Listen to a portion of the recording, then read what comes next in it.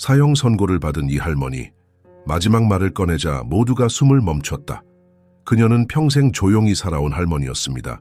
누구보다 따뜻했고 누구보다 조용했으며 어느 동네에나 있을 법한 평범한 사람이었습니다. 하지만 어느 날 그녀는 사형수로 이름이 올라갔고 모든 언론이 그녀의 얼굴을 실었습니다. 그리고 그날 모두가 충격에 빠졌습니다. 왜 아무도 모르게 그렇게까지 했을까? 무엇을 지키고 싶었을까? 그녀가 마지막으로 꺼낸 한마디는 세상을 완전히 뒤흔들었습니다. 지금부터 들려드릴 이야기는 단순한 범죄 이야기가 아닙니다. 이것은 한 인간의 깊은 사랑, 끝없는 침묵, 그리고 상상조차 할 수 없는 선택에 관한 이야기입니다. 구독과 좋아요, 그리고 어느 지역에서 시청 중이신지 댓글로 남겨주세요. 지금부터 절대 눈을 뗄 수 없을 겁니다. 청주 여자교도소의 차가운 독방 안, 쇠창살을 통해 들어오는 미약한 일광등 불빛 아래 한 노인이 무릎을 끌어안고 앉아 있었다. 윤혜자, 74세. 그녀의 눈은 허공을 바라보고 있었지만 무언가를 꿰뚫어 보는 듯한 날카로움이 남아 있었다. 철문 아래로 밀려 들어오는 쟁반에는 보리밥과 된장국, 갓김치가 담겨 있었다. 하지만 혜자는 손도 대지 않았다. 그녀의 곁에는 갈라진 타일벽에 테이프로 붙인 오래된 사진 한 장이 있었다. 10살 즈음의 남자아이가 학교 운동회 날 받은 금메달을 목에 걸고 환하게 웃고 있었다. 살인죄로 기소된 피고인 윤혜자, 그대는 2022년 8월 15일 15살 소녀를 자신의 집 주방 바닥 아래 산 채로 매장했습니까? 재판정은 숨 막힐 듯한 침묵으로 가득 찼다. 판사의 물음에 혜자는 고개를 숙인 채 한마디도 하지 않았다. 변호사는 절망스러운 시선으로 의뢰인을 바라보았지만 혜자는 마치 다른 세상 사람처럼 거기 있었다. 피해자의 유골이 발견될 당시 희생자가 입고 있던 교복은 깨끗하게 접혀 있었고 머리채에 꽂힌 동백꽃은 여전히 싱싱했습니다. 이는 계획적 범행의 명백한 증거입니다. 검사의 목소리가 울려 퍼졌을 때 방청석에서는 분노에 찬 목소리들이 터져 나왔다. 저런 악마 같은 년, 아이를 어떻게 그렇게 죽일 수가 있어? 사형도 아까워. 혜자는 천천히 두 눈을 감았다. 그리고 작게 중얼거렸다. 그 아이는 거기에 있으면 안 되었어. 그 말은 너무 작아서 대부분의 사람들은 듣지 못했다. 하지만 한 사람만이 들었다. 방청석 맨 뒤에 앉아있던 전직 라디오 아나운서 남주리였다. 판결은 다음 날 아침에 내려졌다. 사형. 피고인 윤혜자에게 사형을 선고한다. 방청석은 환호로 가득 찼다. 하지만 혜자는 미소를 지었다. 마치 오래전부터 알고 있었던 것처럼. 그로부터 3개월 후 남주리는 청주 여자교도소를 찾았다. 그녀는 재판 당일 우연히 녹음된 혜자의 작은 중얼거림을 계속 마음에 담고 있었다. 그 아이는 거기에 있으면 안 되었어 라는 말의 의미가 무엇인지 도저히 잊을 수가 없었다. 면회실에서 만난 혜자는 예상보다 더 깨끗했다. 그녀의 은빛 머리카락은 단정하게 뒤로 넘겨져 있었고 주름진 얼굴에도 당당함이 서려 있었다. 왜 아무 말도 하지 않으셨어요? 주리의 첫 번째 질문이었다. 혜자는 한참을 주리를 바라보았다. 그리고 천천히 입을 열었다. 당신이 기자가 아니라서 다행이네요. 은퇴했다고 들었어요. 답해 주시겠어요? 답한들 무엇이 달라질까요? 혜자의 목소리에는 깊은 피로가 섞여 있었다. 나는 이미 이 자리에 있고 곧 죽을 것입니다. 진실이 밝혀진다고 해서 무엇이 달라질까요? 주리는 자신의 가방에서 낡은 녹음기를 꺼냈다. 그리고 재판 당일 녹음된 파일을 재생했다. 그 아이는 거기에 있으면 안 되었어. 혜자의 오래된 목소리가 면회실을 가득 채웠다. 혜자는 눈을 감았다. 주리는 녹음기를 끄고 물었다. 이 말의 뜻이 뭔가요? 한참 만에 혜자가 대답했다. 그건. 혜자는 손으로 주머니를 더듬더니 낡은 사진 한 장을 꺼냈다. 학교 운동회 날의 금메달을 목에 건 남자아이. 이 애가 답해야 하는 질문이에요. 누구죠? 내 손주 도윤이입니다. 주리는 메모장을 펼쳤다. 하지만 혜자는 그녀를 제지했다. 아니에요. 적지 마세요. 단지 들어주세요. 그리고 혜자는 계속했다. 난 지금까지 단 한 사람만을 지키려고 했어요. 그런데 그 사람은 한 번도 나를 보러 오지 못했어요. 혜자의 목소리가 떨렸다. 아니, 오지 않았어요. 용기가 없어서. 도윤이가요? 당신의 손주요? 혜자는 고개를 끄덕였다. 그리고 사진을 다시 주머니에 넣으며 말했다. 나는 이 감옥에서 죽을 거예요. 그걸 알아요.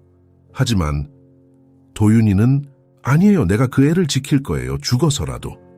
사진 속 남자아이의 미소가 어쩐지 오싹하게 느껴졌다. 주리는 치울은 배웠다. 교도관이 들어와 면회 시간이 끝났음을 알렸다. 주리는 일어나며 마지막 질문을 했다. 그 아이는 지금 어디에 있어요? 혜자는 더 이상 대답하지 않았다. 그저 벽을 바라보며 중얼거렸다. 내가 모든 걸 감출 수 있다고 믿었어요.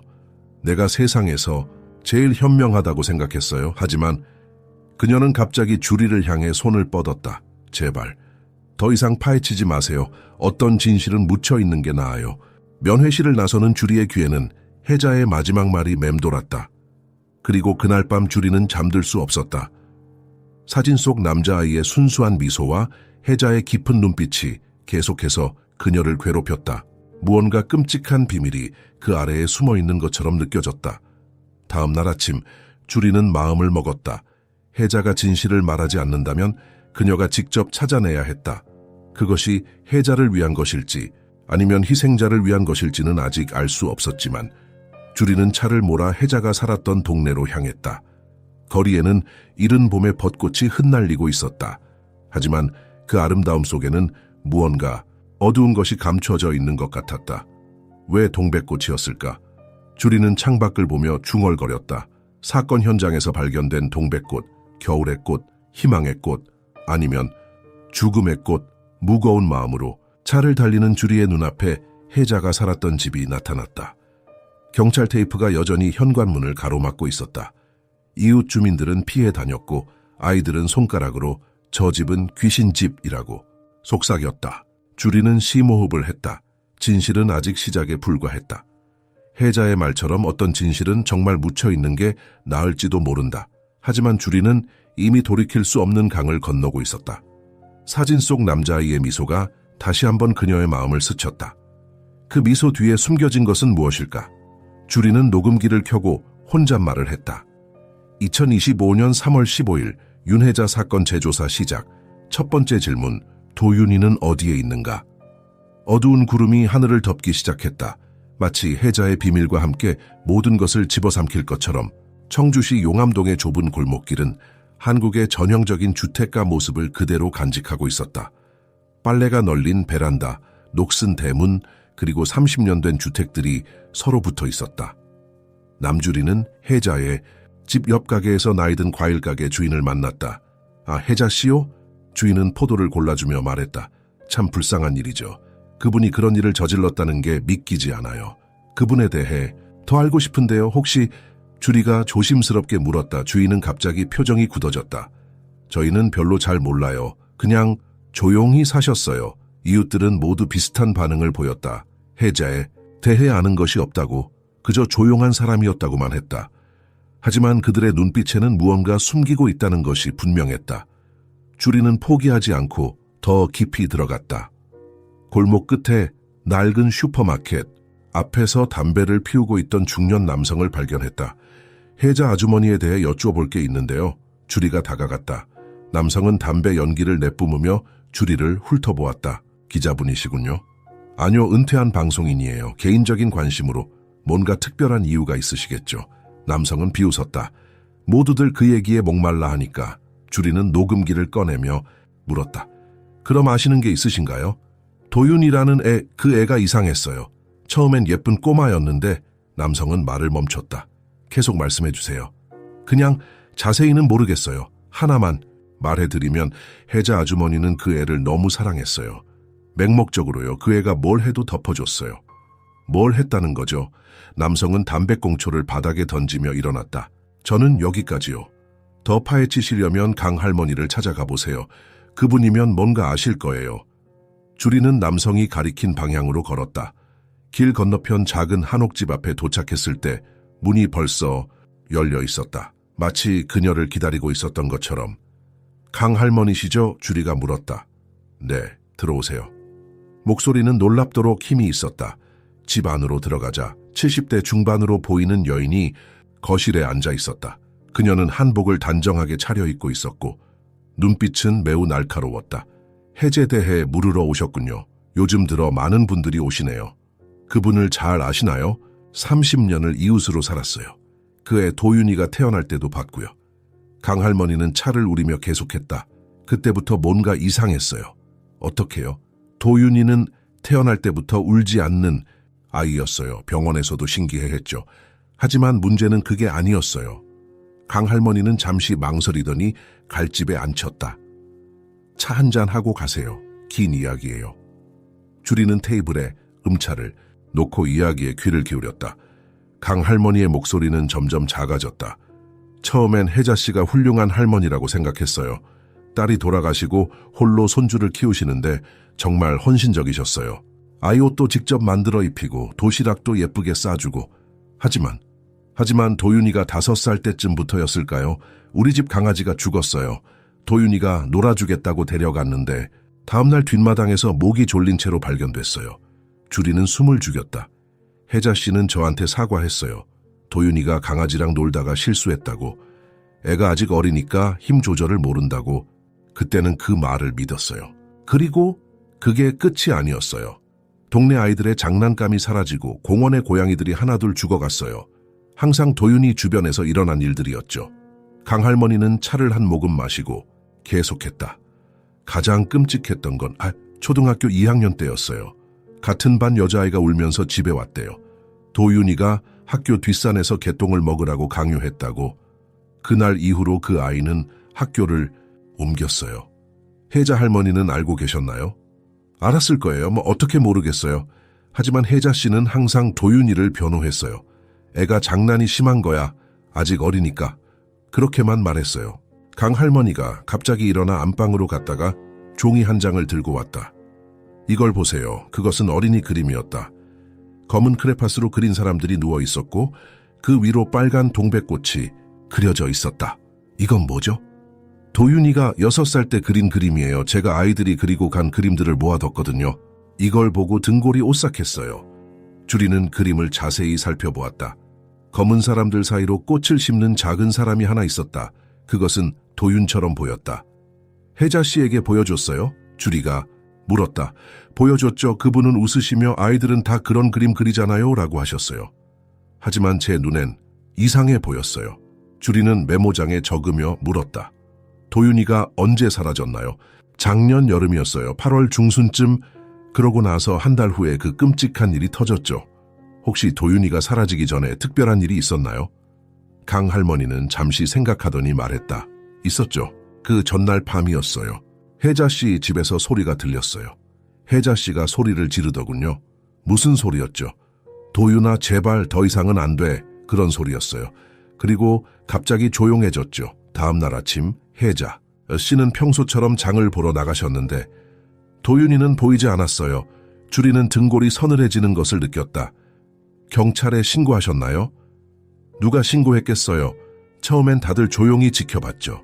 도윤이가 방학을 다른 친척 집에서 보내는 줄 알았어요. 혜자 씨도 그렇게 말했으니까요.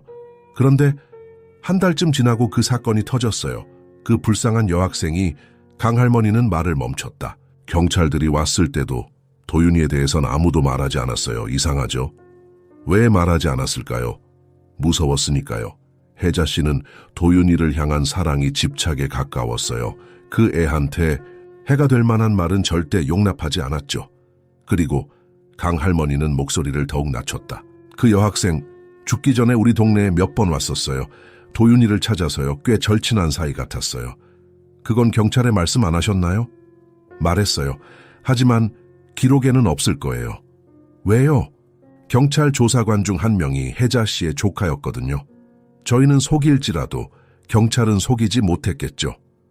주리는 충격을 받았다. 그럼 이 모든 조사가 처음부터 왜곡되었다는 뜻이었다. 혜자 씨에 대해 마지막으로 하나만 더 물을게요. 주리가 물었다. 그분이 특별히 아끼는 것이 있었나요? 강할머니는 잠시 생각하더니 대답했다. 동백나무요. 집 뒤뜰에 큰 동백나무가 있었어요. 돌아가신 따님이 심었다고 했죠. 혜자 씨는 매일 아침 그 나무를 보살폈어요. 도윤이도 그 나무 아래서 자주 놀았고요. 주리는 갑자기 사건 현장에서 발견된 동백꽃이 떠올랐다. 우연일까 아니면 그 동백꽃들을 어떻게 사용하셨나요? 주로 제사상에 올렸어요. 특히 딸의 제사 때는 반드시, 그리고 가끔 도윤이 머리에 꽂아주기도 했죠. 그 애가 금메달을 탈 때마다요. 주리는 사진 속 도윤이의 금메달을 떠올렸다. 그리고 갑자기 궁금해졌다. 그 금메달은 무엇을 위한 것이었을까? 도윤이는 무슨 운동을 잘했나요? 권투요, 재능이 있었어요. 하지만 너무 난폭했죠. 혜자 씨는 자랑스러워 하셨지만 저희는 약간 무서웠어요. 주리는 차를 다 마시고 일어났다. 귀중한 말씀 감사합니다. 도움이 많이 되었어요. 강할머니는 주리를 배웅하며 마지막으로 말했다. 도윤이가 어디 있는지 찾으시려고요? 조심하세요. 그 애는 보통 아이가 아니었어요. 혜자 씨가 그 애를 너무 사랑한 나머지 괴물을 만들어버린 걸지도 몰라요. 문 밖으로 나온 주리는 심호흡을 했다. 이야기는 점점 더 어두워지고 있었다. 아이의 죽음, 사라진 손주, 그리고 조작된 조사. 그때 핸드폰이 울렸다. 낯선 번호였다. 여보세요? 도윤이를 찾으시는군요. 남자의 낮은 목소리가 들렸다. 그만두시는 게 좋을 거예요. 누구시죠? 도윤이에 대해 아시나요? 경고예요. 더 이상 파헤치면 위험해질 수 있어요. 혜자 할머니도 그걸 원치 않으실 거예요. 전화가 끊어졌다. 주리는 주변을 둘러보았지만 아무도 없었다. 그녀는 녹음기를 켜고 중얼거렸다. 2025년 3월 16일 위협 전화 수신. 분명히 뭔가를 숨기고 있다. 도윤이는 살아있다. 그녀는 혜자의 집을 바라보았다. 뒤뜰에 큰 동백나무가 아직도 꽃을 피우고 있었다. 붉은 꽃잎들이 바람에 흩날리고 있었다. 주리는 다가가 꽃 하나를 따서 손에 들었다. 이 꽃이 과연 아름다움을 상징하는 것일까 아니면 죽음의 상징일까? 그때 어디선가 아이들의 웃음소리가 들렸다. 주리는 고개를 들었다. 몇몇 아이들이 골목에서 술래잡기를 하고 있었다. 그중 한 아이가 주리를 보고 손을 흔들었다. 아줌마, 여기서 뭐 해요? 주리는 미소를 지으며 손을 흔들었다. 하지만 그 미소 뒤에는 복잡한 감정이 섞여 있었다. 여기 있는 아이들 중에 도윤이와 비슷한 아이가 있을까? 겉으로는 천진난만하지만 그 안에 어둠을 품고 있는 주리는 손 안에 동백꽃을 꽉 쥐었다. 가시가 손바닥을 찔렀지만 아프지 않았다. 그녀는 이제 이 사건의 깊은 곳으로 들어가고 있었다. 그곳에서 그녀가 발견할 진실은 과연 무엇일까? 도윤아, 주리는 작게 중얼거렸다. 너는 지금 어디에 있니? 그때 강할머니의 집 창문이 열리고 목소리가 들렸다. 잊어버릴 뻔했네요. 도윤이가 중학교에 다닐 때 담임 선생님. 아마 지금도 그 학교에 계실 거예요. 물어보시면 좋을 것 같아요. 주리는 고개를 들어 강할머니를 바라보았다. 창문 너머로 보이는 그녀의 얼굴은 걱정스러워 보였다. 마치 자신이 너무 많은 것을 말해버린 게 아닐까 하는 표정이었다. 감사합니다. 주리가 소리쳤다. 창문이 다시 닫혔다. 주리는 차로 돌아가며 생각했다. 이제 다음 단계는 학교였다.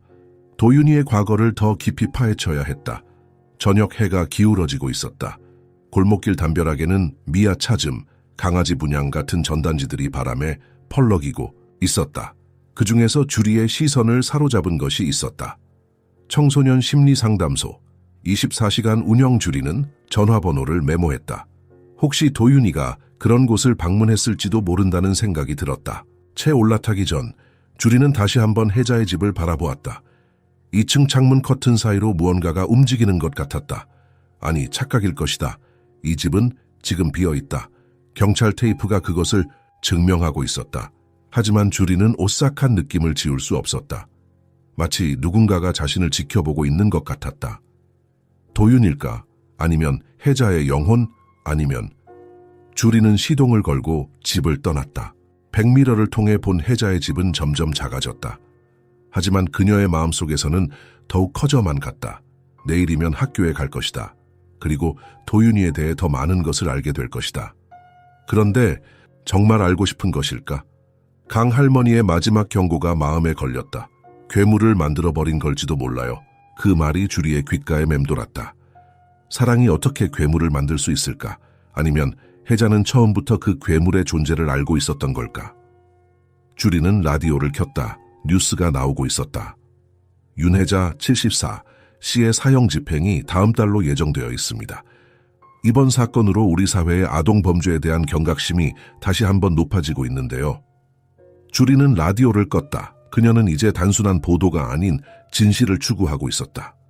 그리고 그 진실은 생각보다 훨씬 더 복잡해 보였다. 밤하늘에는 별이 빛나고 있었다. 주리는 차창을 조금 열고 시원한 봄 공기를 들이마셨다. 동백꽃의 향기가 아직도 손에 남아 있었다. 아니, 정확히는 피의 향기였다. 그녀의 손바닥에는 작은 상처가 나 있었다. 내일은 무엇을 발견하게 될까? 주리는 혼자 말했다. 그녀의 여정은 겁시작에 불과했다. 진실은 아직 그녀 앞에 놓여 있지 않았다. 하지만 단편적인 실마리들은 이미 그녀를 불안하게 만들고 있었다. 도윤이는 어디에 있을까? 살아있을까? 죽었다면 누가 어떻게? 혜자는 정말 무고한 걸까? 아니면 더 큰 비밀을 숨기고 있는 걸까? 질문은 계속해서 늘어났다. 그리고 답은 아직 멀리 있었다. 주리는 집으로 향했다. 긴 하루였다. 하지만 내일은 더 긴 하루가 될 것 같았다. 그녀는 이미 이 미궁 속에 발을 들여놓았다. 이제 돌아갈 수 없었다. 혜자의 마지막 말이 다시 한번 떠올랐다. 제발 더 이상 파헤치지 마세요. 어떤 진실은 묻혀있는 게 나아요. 하지만 주리는 이미 파헤치기 시작했다. 그리고 그녀는 끝을 볼 때까지 계속할 것이었다. 그것이 무엇이든 간에. 주리는 이른 아침 다시 혜자의 집 앞에 섰다. 봄 햇살이 경찰 테이프를 비추고 있었다. 이번에는 집 안으로 들어가는 허가증을 가지고 있었다. 은연중에 혜자의 조카인 경찰과 연고가 있다는 걸 강조하며 어렵게 얻어낸 것이었다. 현관문을 열자 오래된 먼지와 썩은 음식물의 냄새가 코를 찔렀다. 주리는 손전등을 켜고 현관으로 들어섰다. 신발장엔 여전히 혜자와 도윤이의 신발이 정리되어 있었다. 작은 운동화를 보니 마음이 서늘해졌다. 거실로 들어가자 모든 것이 그대로 있었다. 붉은 실로, 짠 쿠션 커버, 작은 불단에는 혜자의 딸인 도윤이 어머니의 영정사진이 있었다. 젊은 여인의 미소는 밝았지만 어딘가 슬퍼 보였다. 주방으로 향했다. 사건이 일어난 곳. 바닥에는 경찰이 발굴한 흔적이 그대로 남아 있었다. 깨진 타일들, 굴착된 시멘트, 주리는 무릎을 꿇고 자세히 살펴보았다.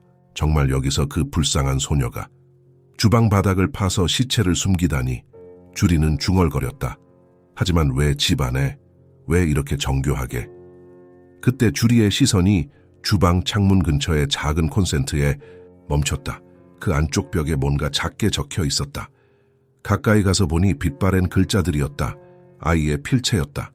할머니, 벌레가 움직이지 않아요. 더 세게 해야 해요. 주리는 등골이 오싹했다. 꽤 최근에 쓰인 것 같았다. 도윤이가 쓴 걸까? 그렇다면 이 벌레란 무엇을 의미하는 걸까? 계단을 올라 2층으로 올라갔다. 작은 복되는 사진이 벽에 걸려 있었다. 도윤이의 성장 과정을 담은 사진들이었다. 갓난아기 때부터 중학생이 될 때까지. 주리는 각 사진을 자세히 보았다. 처음엔 평범한 아이 같았다. 하지만 점점 자랄수록 표정이 변하는 것 같았다. 특히 10살 이후에 사진들에선 미소가 거의 없었다. 오히려 날카롭고 차가운 눈빛이 느껴졌다. 도윤이의 방으로 들어갔다. 책상 위에는 숙제장과 연필들이 그대로 있었다. 책꽂이에는 만화책과 학교 교과서들이 꽂혀 있었다. 그 사이에서 낡은 일기장 하나를 발견했다. 주리는 일기장을 펼쳤다. 처음 몇 페이지는 평범한 어린아이의 일상이었다. 오늘 학교에서 운동회가 있었다. 내가 릴레이에서 1등했다. 할머니가 좋아하셨다. 수학 시험을 봤다. 100점을 받았다. 할머니가 동백화를 머리에 꽂아주셨다. 하지만 날짜가 지날수록 내용이 이상해졌다. 오늘 개미굴에 물을 부었다. 개미들이 필사적으로 나오려고 했다. 재미있었다. 반에서 가장 예쁜 여자아이가 내 연필을 빌려갔다. 돌려주지 않았다. 그래서 그 애 필통을 화장실 병위에 버렸다. 그 애가 울었다. 하지만 아무에게도 말하지 않았다. 주리는 손이 떨렸다. 계속해서 일기를 읽었다. 할머니는 나를 너무 사랑하신다. 내가 뭘 해도 괜찮다고 하신다. 내가 김수연의 머리카락을 잘랐을 때도 그랬다. 아이들은 다 그래라고 하셨다. 마지막 페이지에 도달했을 때 주리는 숨을 멈췄다. 큰 글씨로 이렇게 적혀 있었다. 그녀가 비명을 질렀다. 할머니가 누구에게도 말하지 말라고 했다. 나는 약속했다.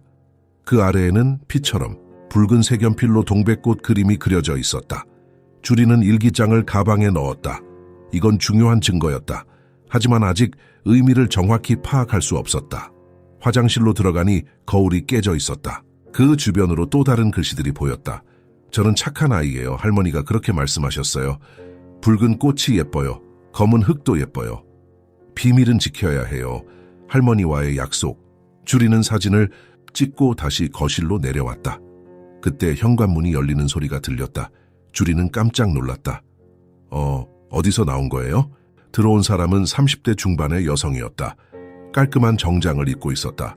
죄송해요. 저는 전직 방송인 남주리입니다. 허가를 받고. 저는 장민정입니다. 윤혜자 씨의 변호사였어요. 지금은 개인적으로 이 사건을 조사하고 있습니다. 두 사람은 서로를 경계하며 바라보았다. 혹시 같은 이유로 오신 건가요? 주리가 물었다. 도윤이에 대해 조사하시려고요? 저도요. 장 변호사가 대답했다. 이 사건에는 밝혀지지 않은 많은 것들이 있어요. 어떤 것들이요? 예를 들어 혜자 씨가 한 번도 자신의 무죄를 주장하지 않았다는 점, 또한 도윤이가 사라진 것과 이 사건의 연관성, 경찰은 이를 철저히 무시했어요. 혜자 씨의 조카가 수사에 관여했다고 들었어요. 장 변호사는 고개를 끄덕였다. 맞아요. 그리고 조사, 기록에는 많은 공백이 있어요. 특히 도윤이에 관한 정보는 거의 전무하죠. 두 사람은 집안을 함께 둘러보았다. 주리는 일기장과 벽의 글씨들에 대해 설명했다. 제가 찾은 것도 보여드릴게요. 장 변호사가 말했다. 그녀는 가방에서 파일 하나를 꺼냈다. 이건 도윤이가 중학교 1학년 때 학교 상담 일지예요. 한 달에 한 번씩 상담을 받았대요. 상담 일지에는 담당 교사의 메모가 적혀 있었다. 도윤 학생은 이상할 정도로 조용하다. 다른 아이들과 어울리지 않으며 혼자 있을 때가 많다. 가끔 혼자 웃는 모습이 관찰된다. 할머니에 대한 애정은 매우 강하나 다른 사람들에 대한 공감 능력은 부족해 보인다. 이 담당 교사를 만나보셨나요? 주리가 물었다. 네, 하지만 지금은 퇴직하셨어요. 그분이 제게 준 자료인데 장 변호사는 또 다른 서류를 꺼냈다. 이건 학교폭력예방위원회 회의록입니다.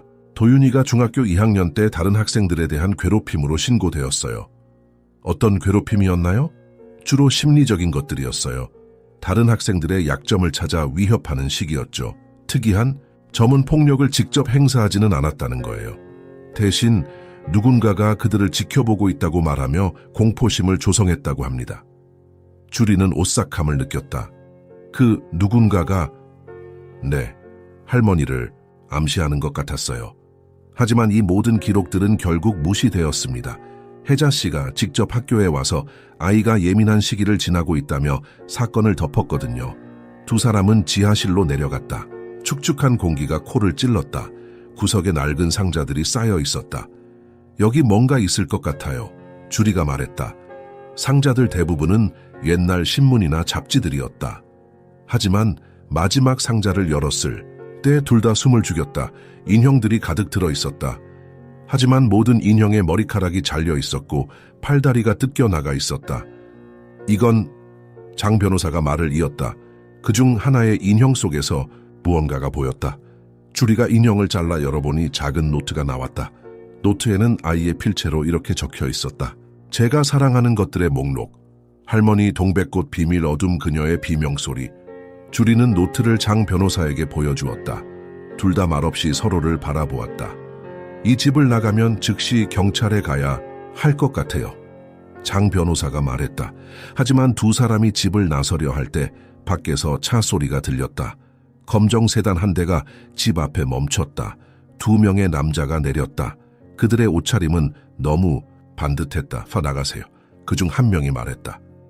이 집은 이제 봉인될 예정입니다. 누구세요? 저희는 허가를 받고 들어왔어요. 주리가 항의했다. 그 허가가 취소되었습니다. 지금 즉시 나가지 않으면 방해죄로 고발하겠습니다. 장 변호사는 주리에게 눈짓했다. 일단 나가는 게 좋을 것 같았다. 밖으로 나온 두 사람은 차까지 걸어갔다. 하지만 그 남자들이 지켜보고 있었다. 주리는 장 변호사에게 작게 말했다. 내일 카페에서 만나세요. 더 이야기를 나눠봅시다. 장 변호사는 고개를 끄덕이고 자기 차로 갔다. 주리도 채 올랐지만 즉시 출발하지 않았다. 백미러로 혜자의 집을 바라보았다. 그때 2층 창문에서 움직임이 보였다. 분명히 봤다. 하지만 그 남자들은 아무 반응이 없었다. 주리는 다시 집을 보았다. 이번엔 아무것도 보이지 않았다. 주리는 중얼거렸다. 너니? 그녀는 집 주변을 한 바퀴 돌았다. 뒤뜰로 가보니 큰 동백나무가 서 있었다. 나무 아래에는 작은 비석 같은 것이 있었다. 다가가서 보니 사랑하는 딸 윤미진을 영원히 기억하며 라고 적혀 있었다. 주리는 나무를 자세히 살펴보았다. 줄기에 칼로 새긴 듯한 글자들이 있었다. 도윤이는 여기서 놀았어. 비밀의 장소. 꽃이 피면 진실이 보여. 주리는 가슴이 뛰었다. 나무 밑에 무언가 묻혀 있는 걸까? 그녀는 주변을 둘러보았다. 남자들은 여전히 집 앞에 있었다. 그때 뭔가 발에 걸렸다. 내려다보니 작은 금속 상자였다. 땅에 약간 묻혀 있었다. 주리는 재빨리 상자를 집어 주머니에 넣었다. 차로 돌아와 천천히 빠져나갔다. 집에서 충분히 멀어진 후 주리는 상자를 꺼내 열어보았다. 안에는 카세트 테이프 1개가 들어있었다. 2023년 7월의 녹음이라고 적혀 있었다. 도윤이가 사라지기 한 달 전이었다. 주리는 급히 집으로 향했다. 오래된 카세트 플레이어를 찾아서 테이프를 재생했다. 먼저 지직거리는 소음이 들리더니 이내 목소리가 들렸다. 혜자의 목소리였다. 도윤아, 이제 그만해, 제발. 왜요, 할머니? 재밌는데. 넌 이상해지고 있어. 예전에 네가 아니야. 예전에 저요? 할머니가 만드신 거잖아요. 전 할머니가 원하는 대로 됐어요. 아니야, 난 그런 걸 원한 게 아니야. 그 다음에는 아이의 웃음소리가 들렸다. 그리고 무언가 깨지는 소리, 비명, 그리고 침묵. 테이프는 거기서 끝났다. 주리는 전율했다. 혜자는 알고 있었다. 도윤이가 무언가 잘못되고 있다는 것을. 그리고 그것이 자신의 사랑 때문일지도 모른다는 것을. 그녀는 녹음기를 다시 켜고 정리를 시작했다. 2025년 3월 17일 혜자의 집에서 발견한 증거들. 도윤이의 일기장, 점진적인 심리 변화 관찰됨 학교 상담 일지, 공감 능력 부족, 이상 행동 지하실에 훼손된 인형들 노트, 그녀의 비명 소리를 사랑한다는 언급 카세트 테이프. 혜자가 도윤이의 변화를 인지하고 있었음. 주리는 펜을 놓고 창밖을 바라보았다. 점점 복잡해지는 퍼즐. 혜자는 과연 피해자일까? 아니면 공범일까? 도윤이는 태어날 때부터 그런 아이였을까? 아니면 혜자의 맹목적인 사랑이 그를 괴물로 만든 걸까? 그리고 가장 중요한 질문. 그 불쌍한 소녀는 정말 혜자가 죽인 걸까? 아니면 핸드폰이 울렸다. 모르는 번호였다. 여보세요. 집에 들어가셨군요. 어제와 같은 남자 목소리였다. 경고는 한 번뿐입니다. 전화가 끊어졌다. 주리는 손이 떨렸다. 누군가 자신을 감시하고 있었다. 하지만 누구일까? 그리고 왜? 그녀는 커튼을 내리고 녹음기를 다시 켰다. 감시받고 있음. 하지만 멈출 수 없다. 진실에 너무 가까이 와버렸다. 도윤이, 너는 어디에 있니? 그리고 너는 무엇을 했니? 밤이 깊어갔다. 주리는 잠들 수 없었다. 계속해서 테이프의 웃음소리가 들리는 것 같았다. 아이의 순수한 웃음? 아니면 악마의 미소? 내일이면 장 변호사를 다시 만날 것이다. 그리고 학교도 가봐야 한다. 도윤이의 과거를 더 깊이 파헤쳐야 한다. 하지만 주리는 알고 있었다. 진실로 가는 길은 점점 더 어두워지고 있었다. 그리고 그 끝에서 그녀를 기다리는 것은 그녀가 감당할 수 있는 것일까? 가평중학교는 청주시 외곽의 작은 언덕에 자리 잡고 있었다. 오래된 건물들 사이로 벚꽃나무들이 서 있었고 아직 이른 아침이라 학생들의 목소리는 들리지 않았다. 주리는 행정실에서 도윤이의 담임 선생님을 찾고 있었다. 직원의 말에 따르면 그는 아직 퇴근하지 않고 학교에 있다고 했다. 이상한 시간대였지만 주리는 감사했다. 복도 끝에 있는 교실에서 불빛이 새어 나왔다. 문을 조심스럽게 두드리자 들어오세요라는 피곤한 목소리가 들렸다. 교실 안에는 50대 초반으로 보이는 남성 교사가 책상에 엎드려 있었다. 그는 고개를 들어 주리를 보고는 깜짝 놀란 표정을 지었다. 아, 죄송합니다. 학부모이신 줄 아닙니다. 저는 남주리라고 합니다. 윤혜자 사건에 대해 조사하고 있는데 도윤이에 대해 여쭈어 볼 것이 있어서요. 교사의 얼굴이 창백해졌다. 저는 박진수 선생입니다. 도윤이를 2년 동안 가르쳤죠. 그 아이에 대해 들려주실 수 있나요? 박 선생님은 잠시 망설이다가 교실 문을 잠갔다. 이 이야기는 밖으로 나가면 안 됩니다. 그는 주리에게 자리를 권하고 이야기를 시작했다. 도윤이는 처음에는 정말 똑똑한 학생이었어요. 수업 태도도 좋았고 성적도 상위권이었죠. 하지만 어느 순간부터 변했어요. 언제부터였나요? 중학교 2학년 1학기 중간고사 이후부터였어요. 갑자기 교우 관계에 문제가 생기기 시작했죠. 박 선생님은 책상 서랍에서 낡은 파일을 꺼냈다. 이건 당시 기록들인데 사실 폐기했어야 할 것들이에요. 하지만 뭔가 잘못되고 있다는 걸 느꼈어서 몰래 보관했죠. 첫 번째 문서는 다른 학생의 진술서였다. 도윤이가 자꾸 이상한 이야기를 해요. 할머니가 우리를 감시하고 있다고, 할머니는 모든 것을 알고 있다고. 처음에는 웃겼는데 점점 무서워졌어요. 특히 밤에 잠들 때마다 생각났어요. 두 번째는 학부모 상담 기록이었다. 도윤이의 어머니가 돌아가신 뒤 할머니가 과도하게 보호하고 있는 것 같습니다. 하지만 그것만으로는 현재 행동들을 설명할 수 없습니다. 세 번째는 박 선생님 자신의 손으로 쓴 일지였다. 2023년 5월 15일, 오늘 도윤이가 다른 학생에게 붉은 색연필로 그림을 그려주었다. 시체가 묻힌 장소를 그린 것이라고 했다. 내가 나중에 당신을 여기에 묻을 거야 라고 말했다고 한다. 농담처럼 들리지만 그 아이의 눈빛이 진지했다고 한다. 주리는 등골이 서늘해졌다. 이런 일들을 혹시 혜자 할머니에게 알리셨나요? 물론이죠. 하지만 박 선생님은 한숨을 쉬었다.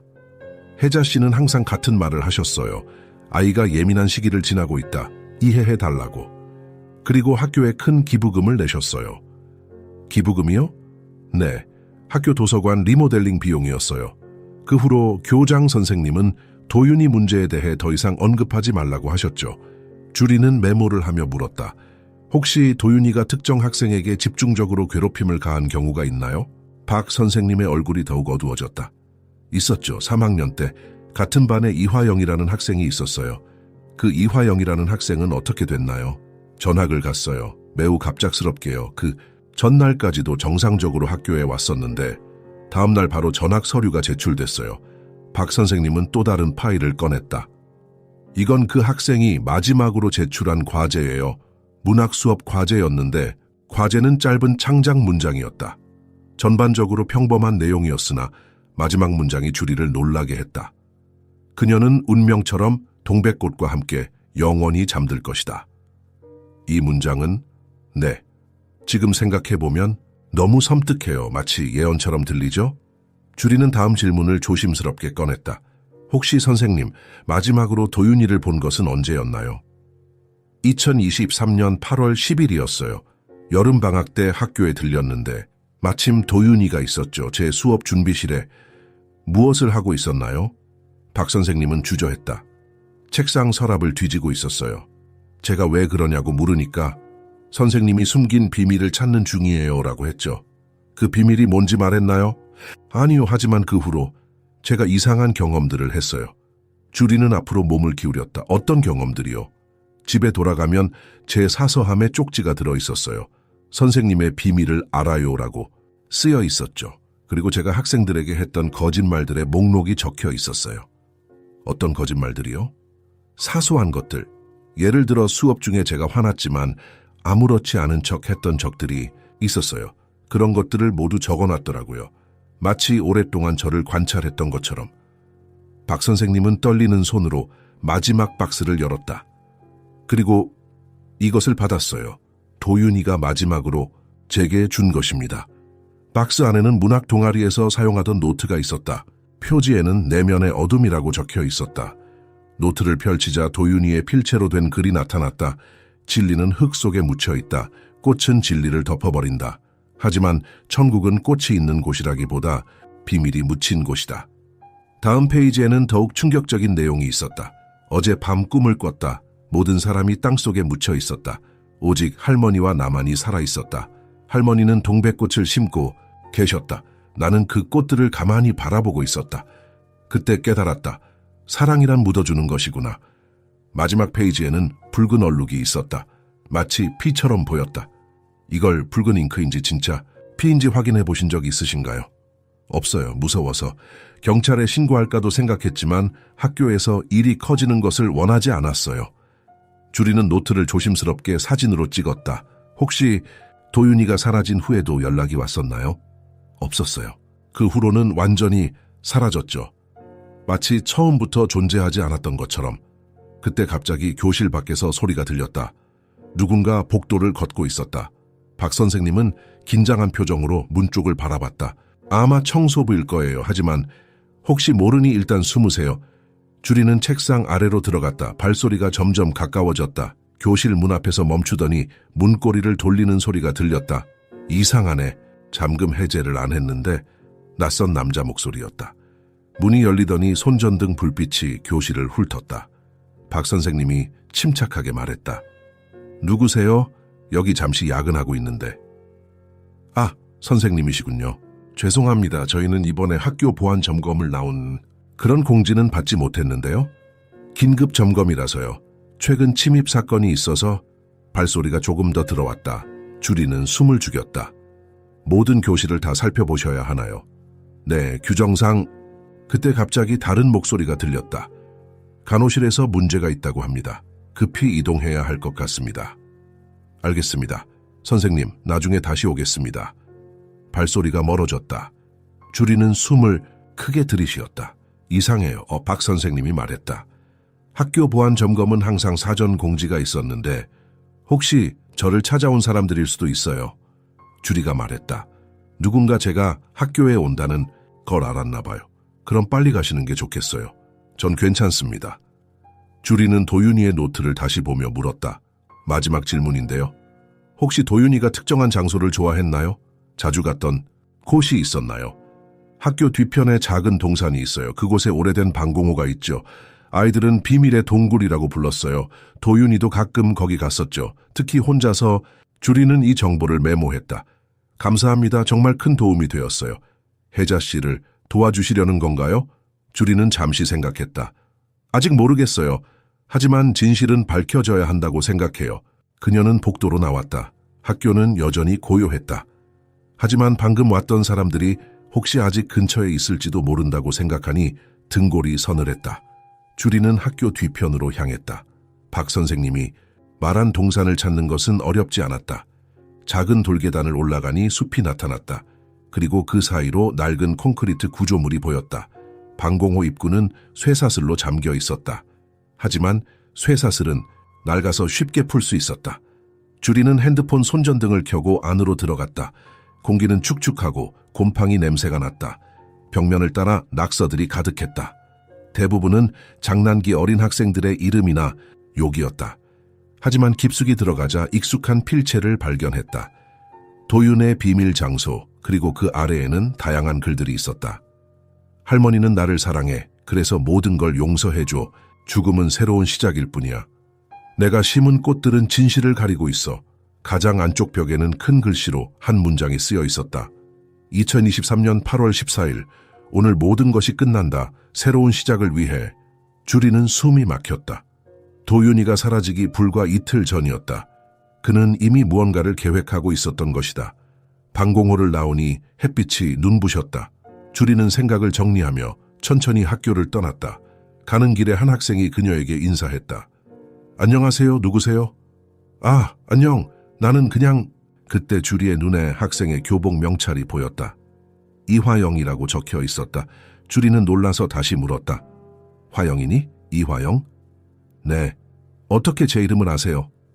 박진수 선생님이 넌 전학 갔다고 들었는데? 화영이의 표정이 어두워졌다. 전학 간 척만 하고 다시 돌아왔어요. 며칠 전에 도윤이 오빠가 없어졌다고 해서. 도윤이를 알고 있니? 네. 우리는 친했어요. 비밀리에. 주리는 가슴이 뛰었다. 잠깐만 이야기할 수 있을까?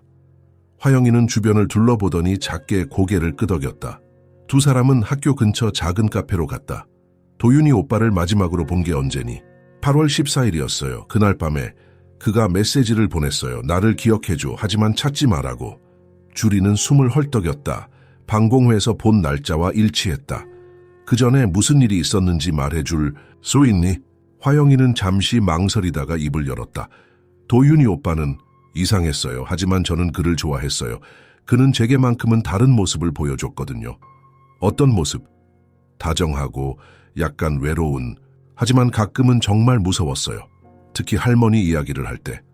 화영이는 계속했다. 마지막으로 만났을 때 그는 제게 이상한 이야기를 했어요. 할머니가 큰 비밀을 숨기고 있다고, 그리고 그 비밀 때문에 무언가 끔찍한 일이 일어날 거라고. 어떤 비밀? 모르겠어요. 하지만 그는 정말 겁에 질려 있었어요. 내가 그걸 찾아내야 해. 그렇지 않으면 모든 게 끝날 거야 라고 했어요. 주리는 메모를 하며 물었다. 혹시 15살 된 여학생을 알고 있니? 동백꽃을 좋아했던. 화영이는 놀란 표정을 지었다. 사라진 그 아이요? 저는 모르지만 도윤이 오빠가 그 아이에 대해 이상하게 말했어요. 어떻게? 그녀는 내가 사랑하는 것을 빼앗으려고 해라고. 저는 무슨 의미인지 몰랐어요. 주리는 머릿속이 복잡해졌다. 도윤이는 그 소녀를 알고 있었다. 그리고 그녀에 대해 적대적이었다. 화영가 마지막으로 하나만 더 물어도 될까? 도윤이가 혹시 어떤 장소를 특별히 좋아했니? 동백나무 아래요. 할머니 집 뒤뜰에 있는. 그는 그곳에서 자주 무언가를 파고 다시 묻곤 했어요. 주리는 심장이 거의 멈추는 것 같았다. 파고 묻었다고? 네, 작은 상자들이요. 저는 보물인 줄 알았어요. 하지만 그때 화영이의 핸드폰이 울렸다. 그녀는 전화를 받고 혼란스러운 표정을 지었다. 엄마가 집에 빨리 오라고 하세요. 무슨 일인지. 화영이는 급히 일어났다. 죄송해요. 가봐야 해요. 괜찮아. 도움이 많이 되었어. 고마워. 화영이가 떠난 후 주리는 한참을 카페에 앉아 있었다. 모든 증거들이 한 방향을 가리키고 있었다. 도윤이는 그 소녀를 죽인 것을 알고 있었다. 아니, 그 이상일지도. 저녁 무렵 주리는 집으로 돌아가는 길에 혜자의 집 근처를 지나게 되었다. 그때 이상한 것을 발견했다. 누군가 동백나무 아래에서 땅을 파고 있었다. 달빛 아래 그 모습이 흐릿하게 보였다. 주리는 차를 세우고 조심스럽게 다가갔다. 하지만 그 사람은 주리를 보자마자 도망쳤다. 등 뒤로 긴 머리카락이 흩날렸다. 젊은 여성 같았다. 주리가 그 자리에 도착했을 때 작은 구덩이가 있었다. 그리고 그 옆에는 방금 파낸 듯한 상자가 있었다. 주리는 상자를 열어보았다. 안에는 사진들이 들어있었다. 도윤이가 어릴 때의 사진들이었다. 하지만 이상한 것은 모든 사진에서 도윤이의 얼굴이 빨간 원으로 동그라미 쳐져 있었다. 그리고 사진 뒷면에는 날짜와 함께 짧은 메모가 적혀 있었다. 2015년 7월 3일 도윤이가 고양이를 했다. 2017년 4월 11일 학교에서 문제가 생겼다. 할머니가 덮었다. 2020년 3월 21일 더 이상 숨길 수 없을 것 같다. 마지막 사진은 달았다. 도윤이가 소녀와 함께 있는 사진이었다. 둘 다 웃고 있었다. 하지만 사진 뒷면의 메모는 끔찍했다. 2023년 8월 13일 그녀를 더 이상 살려둘 수 없다. 주리는 사진들을 다시 상자에 넣었다. 이제 진실은 더욱 명확해졌다. 도윤이는 살인을 저질렀고 혜자는 그것을 알고 있었다. 집으로 돌아가는 길에 주리는 생각했다. 그럼 누가 지금 이 상자를 파내려고 했을까? 도윤이일까? 다른 누군가일까? 그리고 가장 중요한 질문, 혜자는 왜 모든 죄를 뒤집었었을까? 단순히 손주를 보호하기 위해서일까? 아니면 더 큰 비밀이 있는 걸까? 밤이 깊어갔다. 주리는 알고 있었다. 진실은 이제 눈앞에 있었다. 하지만 그 진실은 그녀가 감당하기 힘들 정도로 흑했다. 그리고 어딘가에서 누군가가 여전히 그녀를 지켜보고 있었다. 이튿날 아침 주리는 다시 장민정 변호사와 만났다. 서울 중앙카페의 조용한 구석에서 둘은 머리를 맞대었다. 커피 향이 둘 사이에 피어올랐지만 분위기는 전혀 여유롭지 않았다. 어제 학교에서 어떻게 됐어요? 장 변호사가 물었다. 주리는 도윤이의 노트와 방공회에서 본 것들에 대해 설명했다. 그리고 이화영과의 만남, 그리고 밤에 발견한 사진 상자에 대해서도. 도윤이가 그 소녀를 죽였다는 확신이 드는데 주리가 말을 잇기 전에 장 변호사가 그녀를 제지했다. 잠깐만요. 제가 새로운 걸 찾았어요.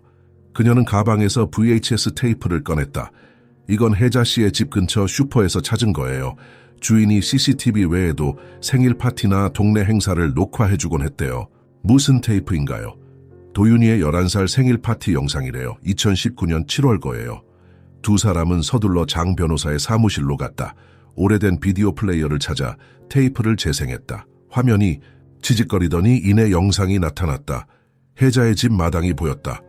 작은 테이블에는 생일 케이크가 있었고 몇몇 동네 아이들과 어른들이 함께 있었다. 도윤이는 케이크 앞에 앉아 부끄러운 듯 고개를 숙이고 있었다. 축하해 도윤아. 혜자의 목소리가 들렸다. 카메라 뒤에서 촬영하고 있는 것 같았다. 아이들이 노래를 부르고 도윤이가 촛불을 불었다. 처음 몇 분간은 평범한 생일 파티처럼 보였다. 하지만 테이프가 계속 재생되자 분위기가 변하기 시작했다. 도윤아, 선물 받고 싶은 거 있어? 한 어른이 물었다.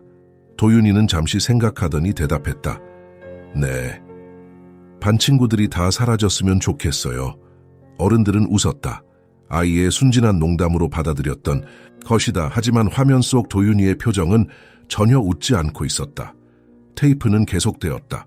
한 소녀가 도윤이에게 선물을 건네는 장면이 나왔다. 포장지를 열자 예쁜 팔찌가 나왔다. 와, 예쁘다. 다른 아이들이 감탄했다. 하지만 도윤이는 팔찌를 바닥에 던졌다. 필요 없어요. 가짜 빛은 싫어. 혜자가 급히 다가왔다. 도윤아, 공주씨에게 사과해야지. 왜요? 전 거짓말 안 했는데. 할머니, 제가 착한 아이잖아요. 착한 아이는 거짓말 안 해요. 화면 속 어른들은 어색한 웃음을 지었다. 하지만 그 소녀는 이미 울고 있었다. 영상이 계속되면서 도윤이의 행동은 점점 더 이상해졌다. 케이크를 먹을 때도 다른 아이들을 계속 관찰했다. 한 아이가 장난으로 케이크를 조금 얼굴에 묻히자 도윤이는 미소를 지었다. 하지만 그 미소는 너무 이상했다. 너 그거 좋아하는구나, 도윤이가 말했다. 그리고는 자기 케이크 조각을 그 아이 얼굴에 던졌다. 더 줄까? 아이는 울기 시작했다. 그러자 도윤이는 더욱 크게 웃었다. 도윤이, 혜자가 다시 개입했다. 안 돼. 하지만 테이프에서 가장 소름 끼치는 장면은 그 다음에 나왔다. 카메라가 흔들렸을 때 혜자가 보였다. 그녀는 도윤이를 조용히 구석으로 데려가 귓속말로 말했다. 마이크가 그 말의 일부를 잡아냈다. 네가 하고 싶은 대로 해도 돼. 하지만 남들이 볼 때는 테이프는 그곳에서 멈췄다. 주리와 장 변호사는 서로를 바라보았다. 혜자 씨가 그 아이의 이상한 행동을 알고 있었군요. 장 변호사가 말했다. 그리고 그것을 가르치고 있었어요. 그게 전부가 아니에요. 주리가 말했다. 저는 다른 테이프도 있어서 들어서 다른 테이프도 있는지 물어봤어요. 이게 다가 아니라고 했어요. 어디에 있대요? 혜자 씨 집에 있다고. 하지만 이제 집이 봉쇄되어서 장 변호사는 생각에 잠겼다. 우리에게 필요한 건 더 많은 증거예요. 이 테이프만으로는 부족해요. 특히 검찰을 설득하기에는. 그때 주리의 핸드폰이 울렸다. 모르는 번호였다. 주리는 장 변호사를 바라보며 전화를 받았다. 여보세요? 남주리 씨죠? 낯선 남성의 목소리였다. 검찰청에서 전화 드립니다. 윤혜자 사건에 대해 조사 중이시라고 들었는데요. 네, 맞습니다. 지금 오실 수 있으세요? 중요한 이야기가 있습니다.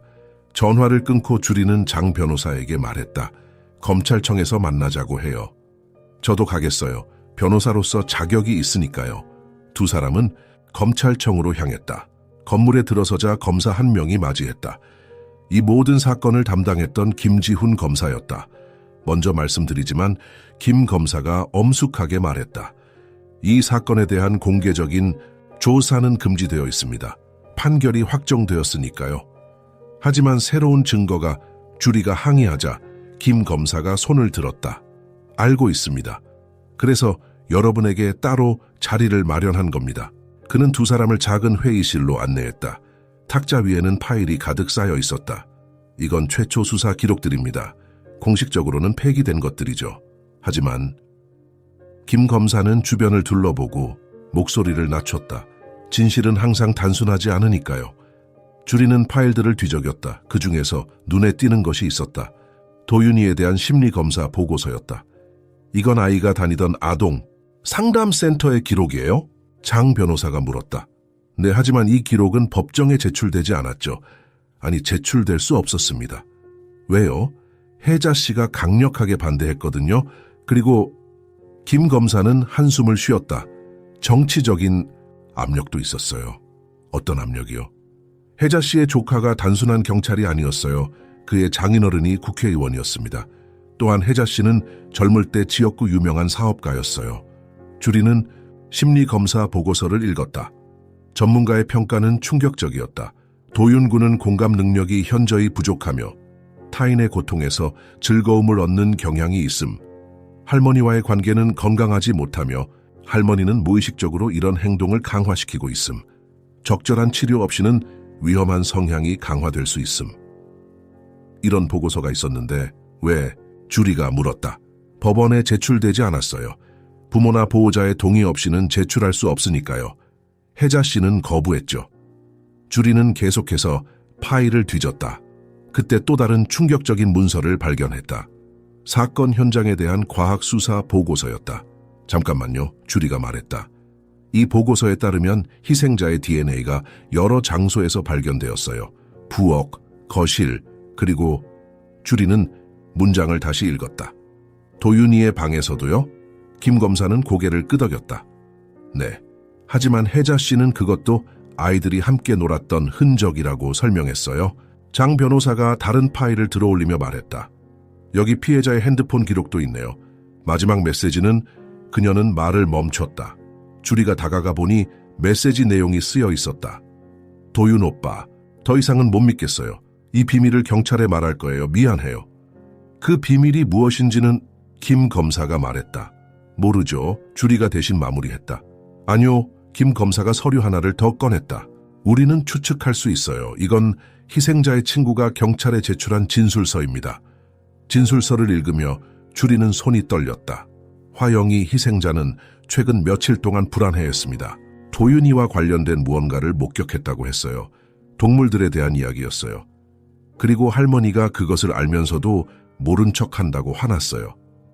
동물들? 주리가 물었다. 네, 혜자 씨 집 근처에서 죽은 고양이들과 개들이 발견되었어요. 하지만 경찰은 단순한 동물 학대 사건으로 처리했죠. 그때 주리가 기억했다. 박 선생님이 말했던 것, 학교에서도 동물들이 죽었었다. 그럼 이 소녀는 도윤이가 동물들을 죽이는 것을 본 거군요. 주리가 정리했다. 그리고 그것을 신고하려고 했고, 네, 그래서 살해되었을 가능성이 큽니다. 장 변호사가 급히 메모하고 물었다. 그럼 왜 혜자 씨가 죄를 뒤집었었을까요? 김 검사는 잠시 망설이다가 대답했다. 몇 가지 가능성이 있어요. 첫째, 단순히 손주를 보호하기 위해서. 둘째, 죄책감 때문에 그녀가 도윤이를 그런 아이로 만들었다고 생각했을 수도 있으니까요. 세 번째는 주리가 물었다. 그녀가 공범이었을 수도 있어요. 방안이 무거운 침묵에 휩싸였다. 시간이 얼마 남지 않았어요. 김 검사가 시계를 보며 말했다. 사형 집행일이 얼마 남지 않았습니다. 만약 이 증거들로 재심을 요청한다면 증거가 충분한가요? 장 변호사가 물었다. 솔직히 말하면 아니요. 우리에게 필요한 건 도윤이 자신의 증언입니다. 아니면 적어도 그가 살아있다는 증거라도. 주리는 생각에 잠겼다. 방법이 없을까? 만약 도윤이가 살아있다면. 주리가 천천히 말했다. 그는 지금도 어딘가에서 이 모든 상황을 지켜보고 있을 거예요. 무슨 뜻이죠? 라디오 방송은 어떨까요? 주리가 제안했다. 제가 오랜 방송 경험이 있어요. 만약 도윤이에게 직접 호소한다면. 김 검사는 고개를 저었다. 위험해요. 공식적으로 사건은 종결됐어요. 방송은 더 큰 문제를 일으킬 수 있어요. 하지만 비공식적으로는 가능하죠? 장 변호사가 말했다. 팟캐스트나 온라인 방송 같은 주리는 결심이 섰다. 해보겠어요. 도윤아, 내 방송을 듣고 있다면 나와라. 네 할머니가 죽기 전에. 그날 밤 주리는 작은 스튜디오에 앉았다. 그녀의 오래된 팟캐스트 채널을 부활시켰다. 방송 제목은 윤혜자 할머니를 위한 마지막 간청이었다. 안녕하세요 청취자 여러분, 저는 남주리입니다. 오늘 방송은 아주 특별한 사람에게 보내는 메시지입니다. 도윤아, 네가 듣고 있다면, 아니 분명히 듣고 있을 거야. 주리는 숨을 깊이 들이쉬었다. 네 할머니는 곧 죽게 돼. 모든 것을 짊어지고서. 정말 그게 네가 원하는 거니? 할머니가 너를 사랑했던 것처럼 너도 할머니를 사랑했잖아. 확실히 알고 있어. 방송 중에 실시간 채팅창이 열렸다. 익명의 댓글들이 올라왔다. 이런 거짓말쟁이 방송, 미친 검사람이네. 진실을 왜곡하지 마. 하지만 하나의 댓글이 주리의 시선을 끌었다. 할머니는 자신이 한 일에 대한 죗값을 치르는 게 맞아. 주리는 그 댓글을 읽고 가슴이 뛰었다. 누군가 더 많은 것을 알고 있었다. 방송이 끝난 후 주리는 장 변호사에게 전화했다. 아무 반응이 없어요. 하지만 댓글 중에 이상한 게 있었어요. 어떤 거요? 할머니는 자신이 한 일에 대한 죗값을 치르는 게 맞아라는 댓글이었어요. 마치 혜자 씨가 실제로 무언가를 했다는 것처럼 IP 추적할 수 있을까요? 어려울 것 같아요. 하지만 다른 시도를 해볼게요. 주리는 바로 행동에 나섰다. 다음 날 아침 그녀는 혜자의 교도소로 향했다. 마지막 면회였다. 왜 왔어요? 혜자가 피곤한 표정으로 물었다. 도윤이에 대해 방송했어요. 혹시라도 연락이 올까 해서. 혜자의 표정이 미묘하게 변했다. 바보 같은 짓 하셨네요. 도윤이는 살아있어요. 그렇죠? 혜자는 대답하지 않았다. 왜 모든 죄를 뒤집었었어요? 도윤이가 그 소녀를 죽였다는 걸 알고 있잖아요. 증명할 수 있어요? 혜자가 조용히 물었다. 아니요. 하지만 혜자가 주리의 말을 끊었다. 그럼 아무 의미 없어요. 죽은 아이 하나, 사형수 1명, 이미 끝난 일이에요. 도윤이가 인형들을 훼손한 것도 알고 있었죠. 동물들을 죽인 것도. 그 모든 걸 알고도 왜 방치했어요? 혜자의 눈에 처음으로 눈물이 고였다. 사랑했으니까요. 내가 가진 유일한 가족이었어요. 내가 잘못 사랑했어요. 너무 많이, 너무 세게. 그 때문에 사람이 죽었어요. 알아요. 혜자의 목소리가 떨렸다. 매일 밤 그 애의 모습이 보여요. 내가 도윤이를 구하려다가 다른 아이를 죽게 했어요. 주리는 이해하기 시작했다. 혜자의 죄책감, 그녀가 모든 죄를 짊어진 이유. 혹시 도윤이가 어디 있는지 알고 있나요? 혜자는 잠시 고민하더니 작게 중얼거렸다. 그 애는 할머니 없이는 살 수 없을 거예요. 그래서 멀리 가지 못했을 거예요. 무슨 뜻이죠?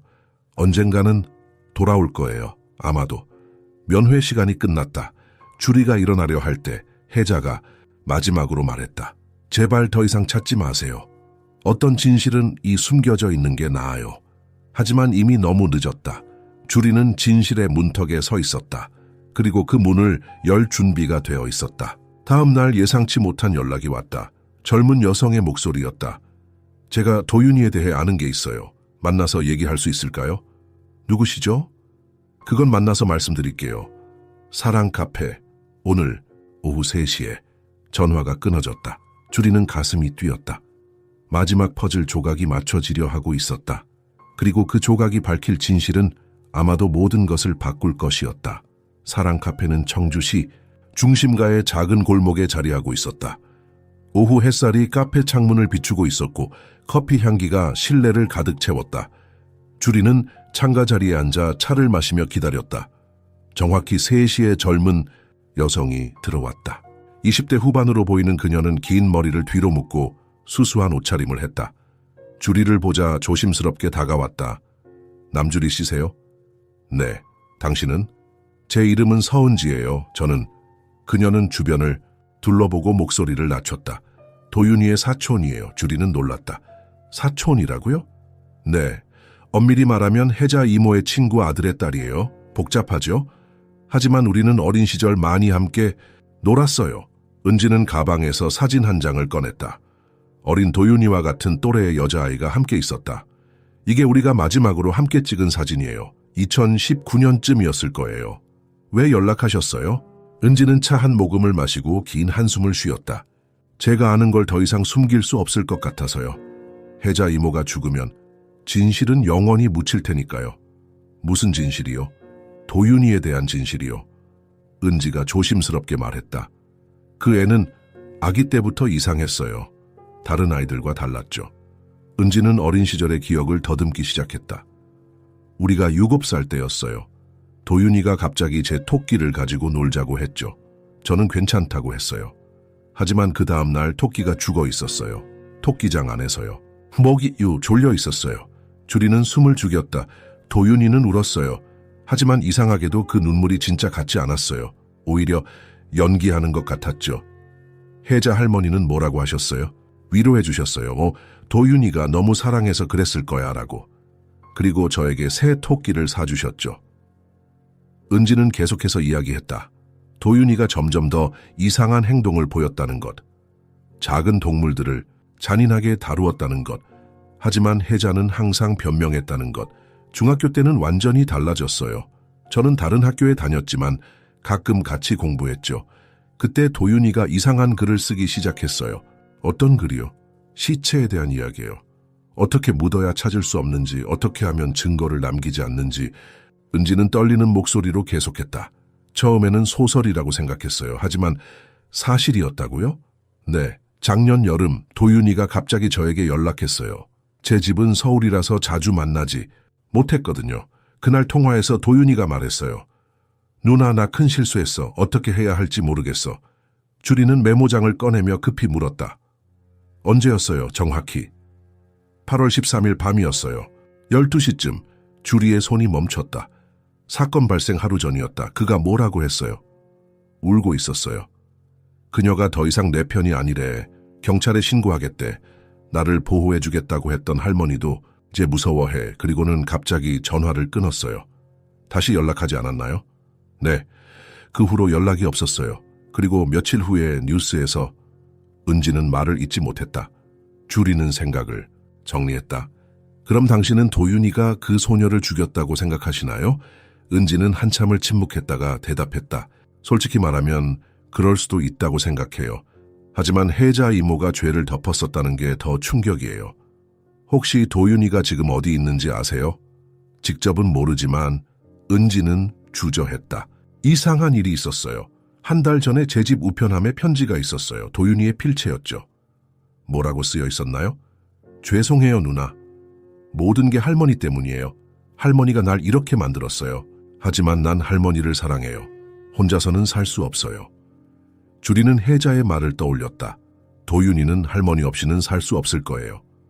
편지에 주소가 있었나요? 아니요. 하지만 소인이 청주였어요. 그 애가 아직 근처에 있다는 뜻이겠죠. 그때 은지의 핸드폰이 울렸다. 그녀는 전화를 보고 얼굴이 창백해졌다. 저는 이만 가야겠어요. 너무 오래 있으면. 누가 전화한 거죠? 아버지예요. 제가 여기 온 걸 아시면 저희 가족은 이 일에 관여하고 싶어 하지 않아요. 은지는 서둘러 일어났다. 하지만 문을 나서기 전에 돌아서서 말했다. 제가 하나만 더 말씀드릴게요. 혜자 이모의 집 근처에 오래된 창고가 있어요. 도윤이가 어릴 때 자주 숨어들었던 곳이죠. 혹시... 그녀는 말을 마치지 못하고 급히 카페를 나갔다. 주리는 한참을 그 자리에 앉아 생각했다. 창고? 그녀는 즉시 차에 올라 혜자의 집으로 향했다. 해가 지고 있었다. 주리는 손전등을 준비하고 혜자의 집 주변을 돌았다. 가을 건너편으로 오래된 창고가 보였다. 녹슨 철문에는 자물쇠가 채워져 있었다. 그녀는 돌을 들어 자물쇠를 깼다. 문이 열리자 곰팡이 냄새가 코를 찔렀다. 손전등을 비추자 구석에 이불과 담요가 널브러져 있었다. 그리고 바닥에는 캔 음식들이 널려 있었다. 누군가 여기서 지내고 있었구나. 그때 주리의 발이 무언가에 걸렸다. 내려다보니 노트북 하나가 있었다. 아직 배터리가 남아 있었다. 주리는 노트북을 열어봤다. 화면에는 여러 개의 폴더가 있었다. 할머니, 진실, 교도소, 면회 일정. 주리는 진실 폴더를 클릭했다. 그 안에는 수십 개의 동영상 파일이 있었다. 첫 번째 파일을 재생하자 도윤이의 얼굴이 화면에 나타났다. 그는 카메라 앞에서 고백하고 있었다. 2023년 8월 13일, 내 이름은 도윤이다. 이 영상은 진실을 기록하기 위한 것이다. 할머니는 항상 내가 착한 아이라고 했다. 하지만 나는 뭔가 잘못되었다는 걸 알고 있었다. 도윤이는 차분하게 이야기했다. 자신이 어떻게 작은 동물들을 죽이는 것에서 쾌감을 느끼게 되었는지, 할머니가 어떻게 그 모든 것을 덮어줬는지. 그녀는 화영이는 달랐다. 내가 한 일을 덮어주려 하지 않았다. 그녀는 진실을 원했다. 그래서 나는 그녀를 세울 수 없었다. 영상은 그곳에서 멈췄다. 주리는 다음 영상을 재생했다. 2025년 3월, 할머니가 곧 죽는다. 모든 죄를 짊어지고. 이건 공정하지 않다. 하지만 나는 겁이 난다. 할머니 없는 세상에서 나는 어떻게 살아야 할까? 주리는 마지막 영상을 재생했다. 날짜는 어제였다. 누군가 진실을 찾고 있다. 남주리라는 여자다. 그녀는 포기하지 않을 것 같다. 어쩌면 이것이 모든 것을 끝낼 기회일지도 모른다. 영상이 끝났다. 주리는 등골이 서늘해졌다. 도윤이는 여전히 근처에 있었고 그녀를 지켜보고 있었다. 그때 뒤에서 소리가 들렸다. 주리는 급히 돌아봤다. 창고 문 앞에 그림자가 서 있었다. 찾았구나. 젊은 남자의 목소리였다. Thirsty. 원했던 진실을. 도윤이니? 그는 손전등 불빛 속으로 들어왔다. 사진에서 본 도윤이보다 훨씬 컸지만 눈빛은 여전히 날카로웠다. 왜 나를 찾았지? 할머니는 모든 것을 정리했는데 진실 때문이야. 혜자 할머니는 죄가 없어. 죄가 없다고? 도윤이가 비웃었다. 그녀가 나를 이렇게 만들었어. 내가 뭘 해도 착한 아이라고 했지. 사랑이라는 이름으로 모든 것을 덮어줬어. 그래도 살인죄를 뒤집었을 이유는 없어. 없어? 도윤이의 눈빛이 이상하게 반짝였다. 그녀는 공범이었어. 나를 하면서 그녀도 죄를 지었지. 그리고 그는 주저했다. 그리고 다시 할머니를 보고 싶어. 죽기 전에. 주리는 이해했다. 혼자서는 못 간다는 거구나. 그래서 나를 이용하려고. 영리하네. 당신이 나를 데려가주면 나는 모든 것을 고백할게. 거래하자. 주리는 고민했다. 도윤이는 살인자였다. 하지만 혜자를 구할 수 있을지도 모른다. 먼저 모든 걸 녹음하자. 공식적인 증거가 필요해. 좋아. 주리는 녹음기를 켜고 도윤이의 고백을 들었다. 그는 차분하게 화영이의 죽음에 대해 설명했다. 어떻게 그녀를 부엌에서 죽였는지, 어떻게 시신을 숨겼는지, 혜자가 어떻게 동백꽃으로 흔적을 감췄는지. 나는 교도소에 가면 되는 거지? 도윤이가 물었다. 네. 하지만 미성년자 때 저지른 범죄라서. 알아. 그래도 괜찮아. 할머니 없이는 어차피. 다음 날 아침, 주리는 도윤이와 함께 검찰청에 나타났다. 그의 고백은 신속하게 진행되었고 재판은 초고속으로 열렸다. 하지만 예상치 못한 일이 일어났다. 재판부는 도윤이의 진술만으로는 부족하다고 판결했다. 혜자의 사형은 이미 확정되었고 절차적으로 바꿀 수 없다는 것이었다. 변호사님, 주리가 장민정 변호사를 붙잡았다. 이럴 수가 있나요? 죄송해요. 우리나라 법적 제약이 있어요. 확정 판결을 번복하기는. 그날 밤, 주리의 핸드폰이 울렸다. 교도소에서였다. 남주리 씨세요? 윤혜자 수감자가 마지막 면회를 요청했습니다. 사형 집행 3일 전이었다. 면회실에서 혜자는 의외로 평온해 보였다. 와줘서 고마워요. 미안해요. 도윤이를 데려왔지만. 알아요. 괜찮아요. 도윤이가 살아있다는 것만으로도 충분해요. 정말 괜찮으신 거예요? 혜자는 잠시 생각하더니 대답했다. 내가 도윤이를 너무 사랑해서 그 애를 망쳤어요. 이것이 내 벌이에요. 인정해요. 마지막으로 하고 싶은 말씀이 있으신가요? 혜자는 주머니에서 도윤이의 사진을 꺼냈다. 도윤이에게 전해주세요. 할머니는 여전히 너를 사랑한다고. 그리고 그녀는 눈물을 닦았다. 인생에는 때때로 사랑이 죄가 될 때가 있다고. 하지만 그래도 사랑하지 않고 살 수는 없다고. 주리는 혜자의 마지막 말을 가슴에 새겼다. 그녀는 복잡한 심정으로 교도소를 나왔다. 3일 후 혜자의 사형이 집행되었다. 그녀의 마지막 말은 도윤이에게로 했다. 도윤아, 할머니가 잘못했어. 하지만 할머니는 너를 사랑했어. 인생에서 그것만큼은 진실이었단다. 한 달 후 주리는 도윤이를 면회했다. 그는 소년원에 수감되어 있었다. 할머니의 말 전해 들었어? 네. 도윤이의 눈가가 붉어졌다. 미안해요. 난 정말. 할머니는 이해했을 거야. 너를 사랑했으니까. 면회가 끝난 후 주리는 오랜만에 라디오 스튜디오로 갔다. 그녀는 마이크 앞에 앉아 마지막 방송을 시작했다. 안녕하세요, 청취자 여러분. 오늘 전해드릴 이야기는 사랑과 죄, 그리고 진실에 관한 것입니다. 그녀는 혜자와 도윤이의 이야기를 들려주었다. 맹목적인 사랑이 어떻게 비극을 낳았는지, 하지만 그 사랑 자체는 진짜였다는 것을. 방송이 끝난 후 주리는 혜자의 집이 있던 곳을 다시 방문했다. 집은 이미 철거되었지만 동백나무는 여전히 그 자리에 있었다. 붉은 꽃들이 활짝 피어 있었다. 주리는 나무 아래에 앉아 10월해의 눈을 감았다. 사랑과 죽음, 진실과 거짓, 이 모든 것이 이 나무처럼 뒤엉켜 있었다. 할머니, 주리는 작게 중얼거렸다. 이제 평안히 쉬세요. 바람이 불어 동백꽃 잎들이 흩날렸다. 그것은 마치 혜자의 마지막 인사처럼 느껴졌다. 진실은 밝혀졌다. 하지만 그 진실이 모든 것을 해결해주지는 못했다. 오히려 더 많은 여운을 남겼다. 사랑은 때로 가장 큰 축복이지만 동시에 가장 깊은 저주가 될 수도 있다는 것을. 주리는 일어나 천천히 걸어 나왔다. 뒤를 돌아보지 않았다. 과거는 과거로 남겨두는 게 나을 것 같았다. 하지만 그녀는 알고 있었다. 이 이야기는 영원히 그녀의 마음속에 남을 것이라는 것을. 그리고 언젠가는 다시 들려줘야 할 이야기라는 것을.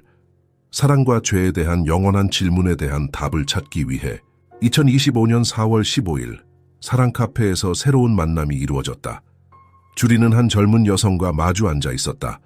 그녀는 20대 초반으로 보였고 긴 검은 머리와 날카로운 눈썹선이 인상적이었다.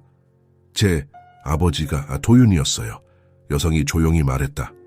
주리는 깜짝 놀라 몸을 앞으로 기울였다. 도윤이의 딸이라고요? 네, 제 이름은 윤서아예요. 어머니 집성을 따랐어요. 아버지와 할머니를 보호하기 위해서였죠. 서아는 가방에서 낡은 봉투를 꺼냈다. 이건 아버지가 제게 준 마지막 편지예요. 소년원에서 쓴 거예요. 주리는 편지를 읽기 시작했다. 글씨는 떨려 있었지만 분명했다. 사랑하는 서아야. 아빠는 네가 이 편지를 읽을 때쯤이면 이미 없을지도 몰라. 하지만 꼭 말하고 싶은 게 있어. 아빠가 저지른 일들에 대해, 그리고 네 할머니에 대해. 아빠는 태어날 때부터 뭔가 잘못되어 있었어. 할머니는 그걸 이해하려 노력했지만 결국 사랑이라는 이름으로 덮어버리기만 했지. 그건 할머니의 잘못이 아니야. 사랑하는 사람을 이해하고 싶어 하는 건 당연한 거니까. 하지만 아빠가 그 사랑을 이용했어. 할머니가 뭐든지 용서해 줄 거라는 걸 알고 있었거든. 그래서 점점 더 깊은 어둠으로 빠져들었지. 화영이를 죽였을 때 아빠는 처음으로 진짜 겁이 났어. 하지만 할머니가 나타났고 모든 걸 해결해 주겠다고 했지. 그때 아빠는 깨달았어. 할머니가 얼마나 깊이 아빠를 사랑하는지. 지금 생각해보면 할머니가 죄를 뒤집어 쓴 건 단순히 아빠를 보호하기 위해서만은 아니었던 것 같아. 자신이 아빠를 이렇게 만들었다는 죄책감 때문이었을 거야. 서아야, 너는 아빠를 닮지 말아라. 아빠의 어둠을 물려받지 말고 할머니의 사랑만 기억해줘. 그리고 절대 누군가의 고통을 외면하지 마. 아빠는 그것을 배우지 못해서 괴물이 되었으니까. 사랑한다, 아빠가. 주리는 편지를 다 읽고 서아를 바라보았다. 아버지가 그 후에 어떻게 되셨어요? 작년에 돌아가셨어요. 서아의 목소리가 떨렸다. 소년원에서 3년을 보내고 나왔는데 얼마 못 버티셨어요. 어머니는 아버지가 저를 임신시킨 후 바로 도망갔대요. 할머니가 저를 키우셨어요. 그럼 당신은? 네. 할머니가 죽은 후부터 혼자였어요. 하지만 제게 할머니의 사랑을 물려받았다는 걸 느꼈어요. 이상하죠? 서아는 서랍에서 다른 편지를 꺼냈다. 이건 할머니가 제게 남긴 편지예요. 혹시 할머니가 죽으면 제게 전해달라고 변호사님께 맡겼대요. 주리는 두 번째 편지를 읽었다. 혜자의 단정한 필체였다. 사랑하는 서아야, 할머니가 너를 처음 봤을 때 절망했어. 너의 아버지처럼 되지 않을까 걱정했어. 하지만 네가 자랄수록 정반대라는 걸 깨달았지. 너는 공감 능력이 뛰어나고 타인의 고통을 알아챈다. 할머니는 이번엔 실패하지 않을 거라고 다짐했어. 도윤이가 괴물이 된 건 할머니 책임이야. 무조건적인 사랑이 때로는 독이 될 수 있다는 걸 몰랐어. 사랑에도 경계가 필요하고 잘못된 건 잘못되었다고 말해줘야 한다는 걸 배웠어. 서아야, 할머니는 결국 죽는 걸 선택했어. 속죄하기 위해서야. 하지만 너를 남겨두고 가는 게 제일 힘들어. 제발 우리 가족의 어두는 너에게 끝내줘. 밝은 사람이 되어줘. 그리고 혹시 누군가 진실을 찾는다면 도움을 줘. 완전한 진실을 알 자격이 있어. 영원히 사랑해, 할머니가. 서아가 울고 있었다. 할머니는 제가 8살 때부터 저를 키우셨어요. 남편 할 때는 이미 다 알고 계셨죠. 주리는 서아의 손을 잡았다. 당신 아버지의 이야기를 더 들을 수 있을까요? 그래서 당신을 찾은 거예요. 제가 아는 진실을 모두 말씀드리고 싶어요. 두 사람은 카페 구석으로 자리를 옮겼다. 서아는 천천히 이야기를 시작했다. 아버지는 저를 사랑했어요. 그것만은 확실해요. 그분이 죽기 전에 말씀하셨어요. 너는 내 유일한 희망이라고. 아버지가 어떻게 변하셨나요? 소년원에서 3년을 보내며 많이 바뀌셨어요. 죄책감에 시달리셨죠. 계속해서 할머니 이야기를 하셨어요. 내 할머니는 나보다 훨씬 강한 사람이야. 모든 걸 책임지셨어. 마지막 순간에 뭐라고 하셨어요? 서아는 눈물을 닦으며 대답했다. 제게 이런 유언을 남기셨어요. 진실을 숨기지 마라. 숨기면 썩어 들어간다. 할머니가 그걸 가르쳐 주셨어. 주리는 고민하고 있었다. 모든 이야기가 이제 마무리된 것 같았다. 하지만 서아가 그녀를 찾아온 것에는 다른 이유가 있는 것 같았다. 당신이 정말 하고 싶은 이야기가 따로 있죠. 서아는 잠시 망설이다가 작게 고개를 끄덕였다. 사실 제가 당신을 찾은 진짜 이유는 할머니를 위해 뭔가를 하고 싶어서예요. 어떤 걸요? 할머니의 이름을 되찾아주고 싶어요. 살인자로 죽으신 게 너무 불공평해요. 세상이 진실을 알았으면 좋겠어요. 주리는 깊은 한숨을 쉬었다. 하지만 법적으로는 이미 늦었어요. 알아요. 하지만 사회적으로는 사람들의 마음속에서는 바뀔 수 있을 거예요. 서아는 가방에서 포스터 하나를 꺼냈다. 제가 작은 전시회를 준비했어요. 사랑의 그늘이라는 제목으로 할머니와 아버지의 이야기를 작품으로 만들었어요. 전시회요? 네, 다음 주에 열려요. 할머니가 재배하셨던 동백꽃들도 준비했어요. 그리고 서아는 스마트폰을 꺼냈다. 많은 사람들이 이미 관심을 가지고 있어요. 할머니의 진짜 이야기를 알고 싶어 해요. 주리는 생각에 잠겼다. 전에 혜자가 했던 말이 떠올랐다. 어떤 진실은 묻혀있는 게 나아요. 하지만 이제 상황이 달라졌다. 서아라는 새로운 관점이 생겼고 그녀는 조상의 어둠을 빛으로 바꾸려 하고 있었다. 당신이 전시회에서 이야기해 주세요. 서아가 말했다. 사람들은 당신을 믿을 거예요. 당신이 진실을 찾아낸 사람이니까. 주리는 고민 끝에 고개를 끄덕였다. 알겠어요. 하지만 조건이 있어요. 완전한 진실을 말해야 해요. 좋든 나쁘든. 물론이에요. 그날 밤 주리는 집에서 혼자 앉아 생각했다. 혜자의 이야기는 단순한 비극이 아니었다. 사랑의 양면성, 죄책감, 희생에 대한 깊은 성찰을 담고 있었다. 전시회는 일주일 후에 열렸다. 청주 시립미술관의 작은 전시실이었지만 많은 사람들이 몰려들었다. 벽에는 혜자와 도윤이 그리고 서아의 생활을 담은 사진들이 걸려 있었다. 가장 중앙에는 큰 캔버스가 있었다. 어린 도윤이가 혜자의 손을 잡고 있는 그림이었다. 그 주변으로는 동백꽃들이 피어 있었고 그 꽃들 사이로 희생자들의 얼굴이 희미하게 보였다. 주리가 무대에 올라 마이크를 잡았다. 안녕하세요. 저는 남주리입니다. 오늘 여러분께 윤혜자 할머니의 진짜 이야기를 들려드리려 합니다. 그녀는 처음부터 끝까지 숨김없이 모든 것을 이야기했다. 혜자의 맹목적인 사랑, 도윤이의 본성, 그리고 그들이 만들어낸 비극. 하지만 그 속에서도 빛나는 인간성에 대해서도 말했다. 혜자 할머니는 틀렸습니다. 하지만 그 틀림은 사랑에서 나왔습니다. 그리고 마지막에는 모든 것을 책임지셨습니다. 이것이 진짜 용기라고 생각합니다. 강연이 끝난 후 많은 사람들이 다가왔다.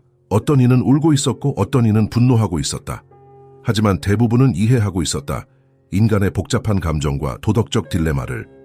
전시회의 마지막 코너에는 방문객들이 메시지를 남길 수 있는 공간이 있었다. 한 달 후 그 공간은 수백 개의 메시지로 가득 찼다. 혜자 할머니, 이제 편히 쉬세요. 사랑은 때로 눈을 멀게 하지만 그것도 삶의 일부입니다. 우리 모두 완벽하지 않습니다.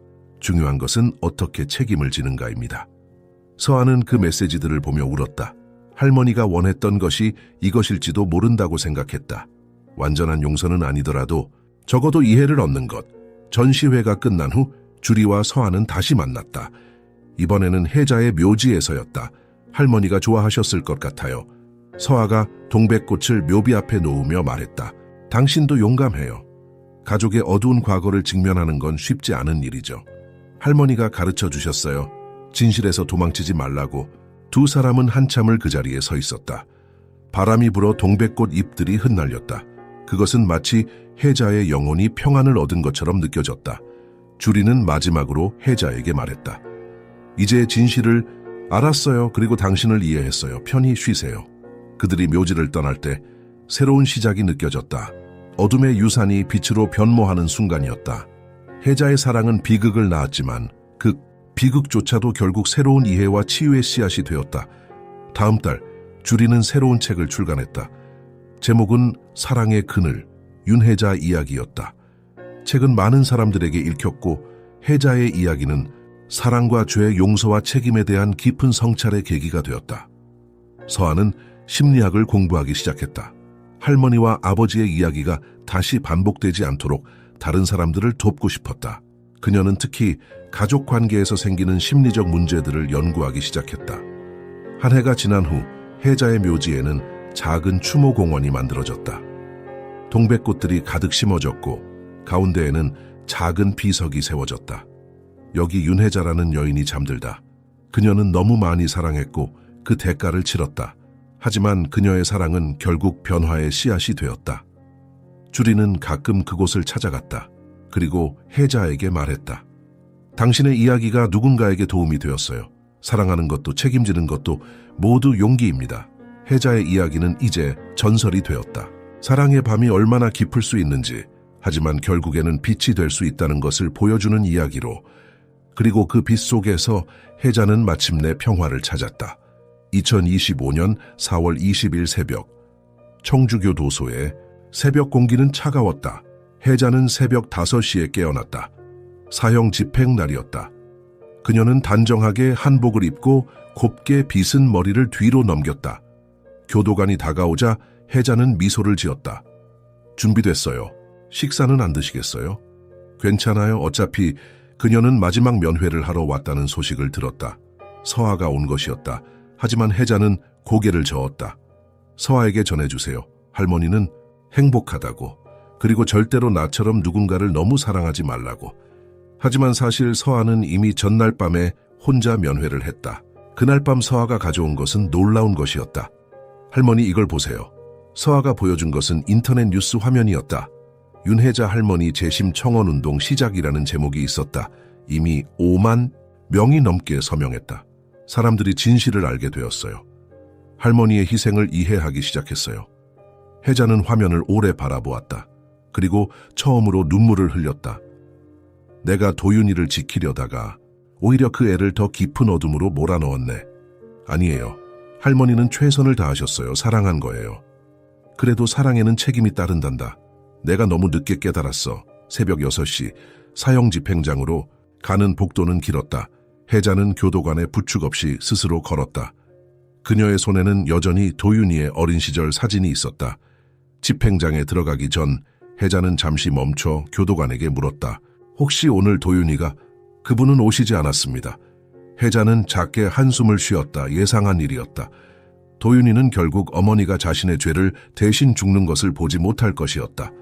집행장 안에는 의자가 놓여 있었다. 혜자는 조용히 앉았다. 의사가 다가와 맥박을 재었다. 혜자의 심장은 의외로 평온하게 뛰고 있었다. 집행관이 마지막 말을 묻자 혜자는 도윤이를 향해 말했다. 도윤아, 할머니가 내게 준 사랑이 독이 되었다면 미안해. 하지만 넌 여전히 할머니의 희망이야. 할머니의 실수를 되풀이하지 말아라. 사랑에도 경계가 필요하다는 걸 기억해. 그녀는 눈을 감았다. 나는 갈 때가 되었어. 집행 버튼이 눌러졌다. 그런데 갑자기 정전이 발생했다. 비상등만이 깜빡였다. 집행은 잠시 중단되었다. 그 짧은 틈새에 간수가 급히 뛰어들어왔다. 이상한 일이 있었습니다. 방금 누군가가 익명으로 도윤이의 상세한 고백 녹음 파일을 언론사에 보냈습니다.